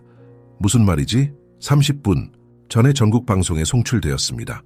도윤이 본인이 직접 모든 것을 고백하고 할머니는 무죄라고. 혜자는 눈을 떴다. 그런 바보 같은 애. 하지만 그녀는 미소를 지었다. 도윤이가 결국 진실을 말했다는 것. 비록 늦었지만 그것이 중요했다. 정전은 5분간 계속되었다. 그 시간 동안 혜자는 마음속으로 도윤이에게 말했다. 고맙다. 네가 용기를 냈구나. 이제 할머니는 진짜로 편히 갈 수 있겠어. 전력이 복구되었지만 집행은 즉시 재개되지 않았다. 법무부 장관의 긴급 전화가 왔던 것이다. 하지만 법적 절차상 이미 시작된 집행을 멈출 수는 없었다. 계속 진행하세요. 혜자가 말했다. 나는 이미 모든 걸 받아들였어요. 다시 한번 버튼이 눌러졌다. 이번에는 전기가 흘렀다. 혜자의 몸이 경직되었다가 이내 축 처졌다. 그녀의 마지막 표정은 평온했다. 마치 오랜 여행을 마치고 집에 돌아온 사람처럼. 몇 시간 후 방송은 도윤이의 고백 녹음을 재송출했다. 그의 떨리는 목소리가 전국에 울려 퍼졌다. 제가 화영이를 죽였습니다. 할머니는 제 죄를 덮어주려 했을 뿐이에요. 할머니를 위해 이 고백을 하지만 너무 늦었네요. 할머니 미안해요. 한국은 충격에 빠졌다. 소셜미디어는 폭발적인 반응을 보였다. 정의는 이런 것인가? 한 할머니의 사랑이 비극이 되었다. 우리는 너무 성급했다. 교도소 앞에는 동백꽃을 든 시민들이 모였다. 그들은 촛불을 켜고 해자를 추모했다. 서아는 군중 속에 있었다. 손에는 할머니가 좋아하던 동백꽃 한 송기를 들고 있었다. 주리도 그녀 옆에 있었다. 이제 할머니가 평화롭게 쉴 수 있겠어. 서아가 눈물을 흘리며 말했다. 그날 밤 해자의 집터에서 이상한 일이 일어났다. 그녀가 기르던 동백나무에서 갑자기 수백 개의 꽃이 동시에 피어났다. 이웃들은 50년 동안 그곳에 살면서 그런 광경을 본 적이 없다고 했다. 장민정 변호사가 다음날 현장을 찾았을 때 나무 그루터기 옆에서 작은 편지를 발견했다. 도윤이의 필체였다. 할머니, 이제 꽃이 필 수 있네요. 할머니의 죽음이 저를 자유롭게 했어요. 더 이상 숨을 일이 없어요. 아니, 숨어서도 안 돼요. 저는 제 죄를 짊어지고 살아갈게요. 할머니가 가르쳐준 것처럼. 편지 뒤에는 한 줄이 더 있었다. 감옥에서 기다리고 있을게요. 진짜 진실을 말할 준비가 되었어요. 한 달 후 도윤이는 자수했다. 그는 자신의 모든 죄를 상세히 자백했고 어머니의 사랑이 어떻게 그를 괴물로 만들었는지 그리고 어떻게 그가 이해하기 시작했는지 설명했다. 재판이 열렸다. 이번에는 전 국민이 지켜보는 가운데 도윤이는 법정에서 말했다. 저는 죗값을 치를 것입니다. 하지만 부디 우리 이야기에서 교훈을 얻어주세요. 사랑에는 경계가 있어야 합니다. 그리고 진실은 언젠가 반드시 밝혀집니다. 그는 20년형을 선고받았다. 교도소에서 그는 모범수가 되었고 다른 수감자들에게 자신의 이야기를 들려주었다. 해자의 집터에는 작은 공원이 조성되었다. 해자 동백공원이라는 이름이 붙었다. 중앙에는 큰 동백나무가 서 있고 그 아래에는 작은 비석이 있었다. 여기 윤혜자가 쉬고 있다. 그녀는 사랑을 배웠지만 너무 늦었다. 하지만 그 교훈은 남아있다. 매년 4월 20일에는 동백꽃 축제가 열렸다. 사람들은 꽃을 들고 와서 해자를 추모했다. 아이들은 동백꽃의 의미를 배웠다. 사랑과 책임, 용기에 대해. 서아는 심리학자가 되어 가족 문제를 전문으로 다루었다. 그녀의 사무실에는 할머니의 사진과 함께 동백꽃이 항상 놓여 있었다. 주리는 이 이야기를 책으로 펴냈다. 제목은 동백꽃 아래의 진실이었다. 책은 베스트셀러가 되었고 드라마로도 제작되었다. 10년 후 도윤이는 가석방되었다. 그는 즉시 해자 동백공원을 찾았다. 나무 아래에 무릎을 꿇고 오래도록 울었다. 할머니, 이제야 정말로 이해했어요. 사랑이 무엇인지, 그리고 책임이 무엇인지. 그날 밤 동백나무는 다시 한번 밤하늘 아래서 꽃을 피웠다. 사람들은 이를 해자의 용서라고 불렀다. 하지만 진실은 더 깊은 곳에 있었다. 동백꽃이 피는 것은 자연의 순환이었다. 죽음과 삶, 죄와 용서, 어둠과 빛이 끊임없이 순환하며 새로운 아름다움을 만들어내는 것처럼 해자의 이야기는 이렇게 계속되었다. 사랑의 그늘에서 시작되어 결국 이해와 치유의 빛이 된 이야기로, 그리고 그 빛은 다음 세대에게로 이어졌다. 마지막 장면. 서아가 자신의 첫 아이를 안고 공원을 걷고 있다. 아이는 동백꽃을 가리키며 웃는다. 서아는 할머니와 아버지의 이야기를 들려주리라 다짐한다. 완전히, 정직하게. 그래서 사랑의 그늘이 다시는 비극이 되지 않도록.